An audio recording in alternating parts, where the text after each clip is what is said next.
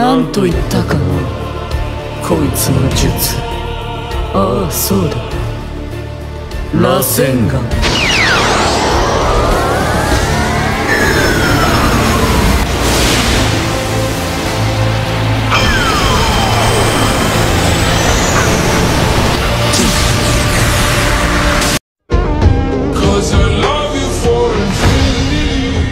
Selamat datang kembali di Boruto 2 Blue Vortex. Setelah kemarin menyelesaikan chapter 12, kita akan melanjutkan di chapter berikutnya. Setelah mendapatkan Togedama, terlihat Jura masih memperhatikan Boruto yang sedang terluka. Pemuda yang menarik, sayang sekali kita harus berpisah. Selamat tinggal Boruto Otsutsuki, gerutu Jura. Tiba-tiba salah satu Shinju bernama Mamushi, kepalanya keluar dari jubah Sumiato Jura. Apa aku mengganggu? Ucap Mamushi menatap Jura. Ada apa Mamushi? Jawab Jura. Matsuri sudah kembali, berdasarkan info yang dia dapat, tidak salah lagi Boruto memang punya kooperator, ucap Mamushi melaporkan. Begitu rupanya, informasi tentang Togedama pun asalnya dari kooperator itu ya, ucap Jura menatap Mamushi. Mamushi melirik ke tangan Jura, dia pun berkata, Togedama yang kau bawa ini, jangan-jangan si Hidari kalah ya. Musuh kita bukan orang biasa. Kita kembali dulu, kita tidak boleh membiarkan Togedama Hidari membusuk, jawab Jura. Kau beruntung, seakan-akan langit berkata kepadamu untuk tetap hidup, mungkin ini yang disebut dengan wahyu, gerutu Jura menatap Boruto sebelum meninggalkannya. Kilas balik ke masa Boruto yang sedang diburu para ninja Konoha. Akhirnya ketemu juga kau Boruto, ucap katak yang dari tadi mengawasinya. Boruto terkejut mendengar itu, apalagi yang berbicara adalah seekor katak. Sekilas kulihat ada sekitar 20 orang yang mencarimu, sepertinya kau terpojok Boruto, tapi kau tidak bisa membunuh mereka yang tidak berdosa, gerutu si katak menatap Boruto. Siapa kau? Ucap Boruto. Tenanglah, aku bukan musuhmu, kalau aku salah satu dari tim pencari, aku pasti sudah melaporkanmu pada mereka sekarang, bukan mengajakmu mengobrol santai begini, ucap si katak lagi. Katakan apa maumu? Tanya Boruto. Pertama-tama kau harus kabur dari sini, setelah itu baru kita bicara lagi. Letakkan tanganmu di atas punggungku, jawab si katak. Kau tidak punya waktu untuk ragu, kemanapun tujuannya sudah pasti jauh lebih baik daripada situasimu saat ini. Atau jangan-jangan kau takut dengan katak, si katak menambahkan. Kemudian Boruto pun meletakkan tangannya di punggung katak, Kuchiyose no Jutsu. Tiba-tiba Boruto sudah berada di suatu tempat, di sana pun dia berhadapan dengan Kashin Koji. Di mana ini? Tanya Boruto. Di pinggiran negara angin, salah satu bekas markas Orochimaru yang sudah ditinggalkan. Selain lokasi aksesnya tidak mencolok, pintu keluar masuknya juga telah kusamarkan dengan genjutsu. Mereka tidak akan menemukan tempat ini dengan mudah, jawab Kashin Koji. Katak itu adalah alat sains ninja, secara struktur mirip dengan katak asli, tapi itu buatan manusia. Yang tadi berbicara denganmu bukan katak itu, melainkan aku yang mengendalikan dari jarak jauh dengan cakraku. Kashin Koji menjelaskan. Kau ini siapa, kenapa kau tahu soal aku? Tanya Boruto masih penasaran. Aku Kashin Koji, manusia buatan yang terlahir dari tangan Amado Sanzu, jawab Kashin Koji. Ada satu hal yang ingin kutanyakan, apakah sejak lahir hingga hari ini kau adalah Boruto Uzumaki? Aku hanya ingin memastikan, jawablah dengan jujur, tanya Kashin Koji. Kau jangan-jangan tahu soal Zeno? Jawab Boruto penasaran. Dalam ingatanku kau adalah Boruto, Wada Ishiki yang kabur dari Kara, yang ku tahu Amado dan aku bekerja sama supaya kau bisa kabur dari sana, tapi itu kelirukan. Tidak banyak yang ku ketahui soal kekuatan yang kau sebut Zeno, tapi aku paham seperti apa hasil dari kekuatan itu. Pada hari kau diusir dari desa, ingatan orang-orang mengenai dirimu dan Kawaki telah berubah total. Kashin Koji menatap Boruto. Kok bisa? Padahal jelas-jelas ingatanmu juga telah dipengaruhi Zeno. Kenapa kau bisa memahami situasi sampai sejauh itu secara objektif? Tanya Boruto dengan wajah penasaran. Karena aku sudah tahu, bahwa probabilitasnya tinggi, sebelum situasi ini menjadi kenyataan. Seperti yang sudah kau ketahui, aku dibuat oleh Amado, tidak hanya untuk mengalahkan Ishiki, tapi juga untuk menghalangi rencana pohon dewa untuk menghancurkan planet. Kekuatannya jauh melebihi perkiraanku, karena itu aku pun paham. Setelah berhasil menariknya keluar dari dalam Jigen, maka peranku sudah selesai, tidak ada rasa takut ataupun penyesalan, selebihnya kuserahkan pada Hokage dan yang lainnya. Kupikir aku tinggal menunggu ajalku dengan tenang. Semua terjadi secara tiba-tiba, begitu melihat rangkaian pemandangan yang muncul satu persatu di depan mataku.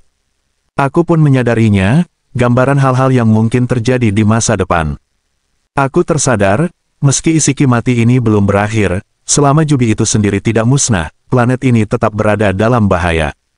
Masih ada yang harus kulakukan, aku tidak boleh mati di tempat seperti ini.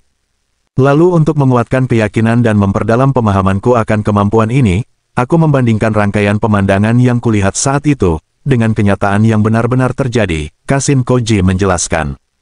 Maksudmu, sejak awal kau sudah tahu bahwa posisiku dan Kawaki akan tertukar karena Zeno, tanya Boruto.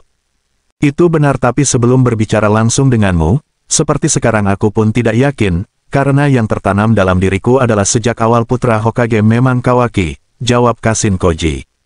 Kemampuan macam apa itu, dan lagi kenapa tiba-tiba kau bisa punya kekuatan seperti itu, tanya Boruto lagi. Kau pernah mendengar dari Amado, soal Shibai Otsutsuki kan? Otsutsuki dari masa lampau yang dulu telah menelan kehidupan di banyak planet, dan menguasai semua shinjutsu yang ada hingga disebut sebagai dewa. Anggota Kara yang diperkuat dan dimodifikasi oleh Amado sepertiku, kami semua menerima transplantasi sel Shibai. Tujuannya adalah untuk memanifestasikan satu dari banyak shinjutsu yang dia miliki, namun berhasil tidaknya mendapatkan kekuatan itu tergantung keberuntungan. Hasilnya Kode mendapatkan kekuatan Sumiato, Daemon mendapatkan kekuatan yang bisa memantulkan semua serangan, dan Aida mendapatkan kekuatan ajaib layaknya dewa, sedangkan Bak Delta dan aku tidak dianugerahi dengan shinjutsu. Tapi saat aku terdesak oleh Ishiki dan dalam keadaan sekarat, kekuatan itu tiba-tiba termanifestasi dalam diriku. Yaitu kekuatan untuk melihat semua masa depan yang mungkin terjadi. Mungkin ini terdengar seperti hal yang sudah sewajarnya, tapi alur yang menghubungkan masa kini dan masa depan tidaklah tunggal. Banyak perkembangan cerita yang tereliminasi karena titik percabangan yang kompleks, dengan kata lain seperti permainan Battle Royale antar takdir. Sebagai contoh salah satu masa depan yang sudah berhasil kita hindari, adalah terbunuhnya Hokage ke-7, Ishiki bereinkarnasi ke dalam tubuh Kawaki, lalu planet ini musnah karena pohon dewa yang ia tanam. Pada kenyataannya sekarang hal itu tidak terjadi, tapi saat itu probabilitasnya sangat tinggi. Biar ku berikan contoh yang lain. Pada hari saat Kawaki melenyapkan sosok Hokage, kau bertengkar dengan Kawaki, alhasil kau terbunuh olehnya, Sarada Uchiha yang berusaha menghentikan kalian pun bernasib sama.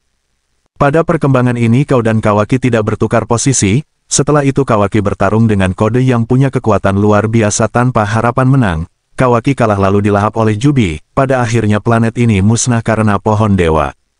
Sulit untuk membuktikan apa yang hanya aku lihat, apalagi kalau perkembangan itu tidak terjadi. Yang perlu kau pahami adalah dalam beberapa tahun terakhir, masa depan kita selalu berada dalam situasi di ujung tanduk, ucap Kashin Koji sembari menatap Boruto.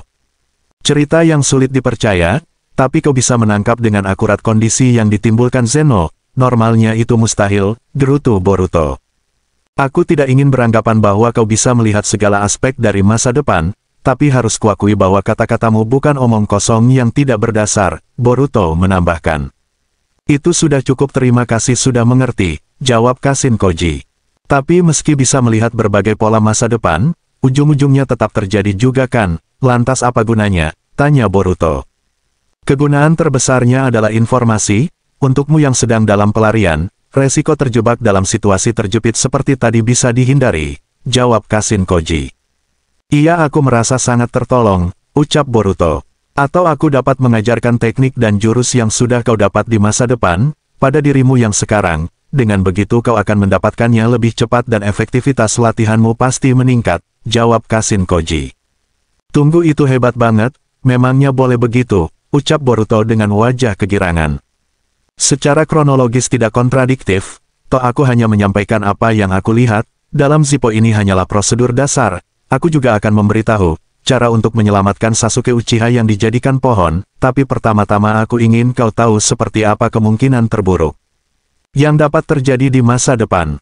Pertama-tama Jubi akan lepas dari Kode, dan berevolusi menjadi sesuatu yang baru, mereka akan muncul di hadapan kita sebagai beberapa manusia pohon dewa, yang punya kehendak sendiri. Hal itu mungkin bisa dihindari kalau kita bisa membereskan Jubi yang jadi akar masalahnya sebelum itu terjadi, tapi probabilitasnya rendah. para manusia pohon dewa selalu muncul dalam hampir semua masa depan yang bisa kulihat, dan yang paling berbahaya adalah ketua mereka, yaitu pria bernama Jura. Boruto, kau akan mati dibunuh olehnya. Memang tidak semua yang kulihat seperti itu, tapi banyak masa depan yang berujung demikian. Perkembangan setelahnya kurang lebih sama, pada akhirnya Kawaki akan dimakan dan planet ini musnah. Hal itu tak boleh dibiarkan. Masa depan yang terburuk tidak boleh sampai terjadi. Seperti yang aku katakan tadi, ada banyak faktor yang dapat menentukan masa depan, ucap Kashin Koji.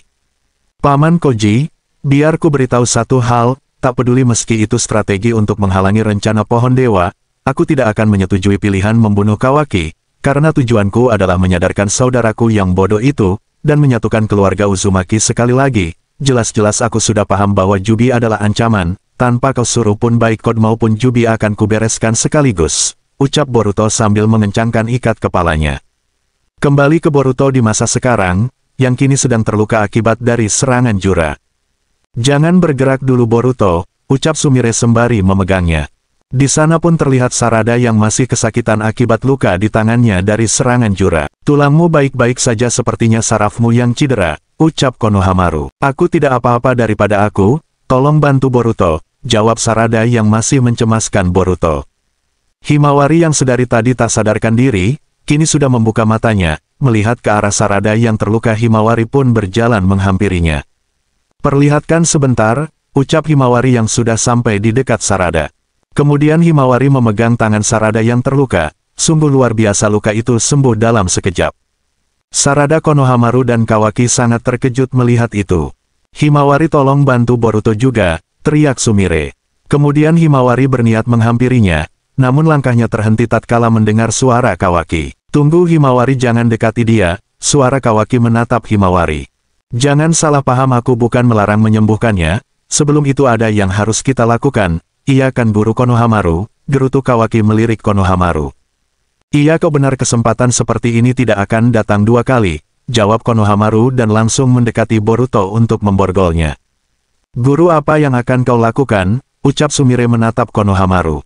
Minggirlah Sumire, jangan khawatir, aku tidak akan berbuat kasar, ini borgol penyegel buatan Amado, dengan begini dia tidak akan bisa menggunakan jurus apapun, ucap Konohamaru yang sudah memborgol Boruto. Guru Konohamaru, teriak Sarada yang mendekati Boruto. Jangan protes Sarada, ini hanya prosedur yang sesuai aturan. Kita akan menggali informasi yang dia punya dan melaporkannya pada Hokage ke-8, jawab Konohamaru. Kawaki yang penasaran dengan apa yang tersembunyi di balik jubah Boruto, dia pun meraba dan menemukan seekor katak, namun setelah mendapatkan katak itu di tangannya, dengan sekejap katak itu pun menghilang. Kawaki yang masih bingung dengan situasi itu, dia pun hanya terdiam. Di tempat lain terlihat Jura sudah meletakkan toge dama. Kemudian akar-akar pohon merambat mendekati toge dama itu. Setelah beberapa saat keluarlah Hidari. Bagaimana Hidari, ada masalah? Ucap Jura menatap Hidari. Entahlah, aku tidak mengerti, jawab Hidari. Kelihatannya kau punya kesadaran diri sebagai Hidari, tidak masalah kau tidak kehilangan identitasmu, ucap Jura. Jura, sudah boleh kan? Aku sudah tidak sabar ingin melihat seperti apa yang akan muncul, ucap Matsuri yang penasaran akan buah toge dama. Tidak masalah, panenlah, jawab Jura. Kemudian Matsuri mengambil dan meletakkan toge dama itu di tempat seperti pertama Hidari muncul. Kita harus memikirkan namanya, ucap Jura memandangi toge dama itu. Dan chapter 13 pun selesai. Nantikan kelanjutannya di chapter 14. Terima kasih sudah menonton.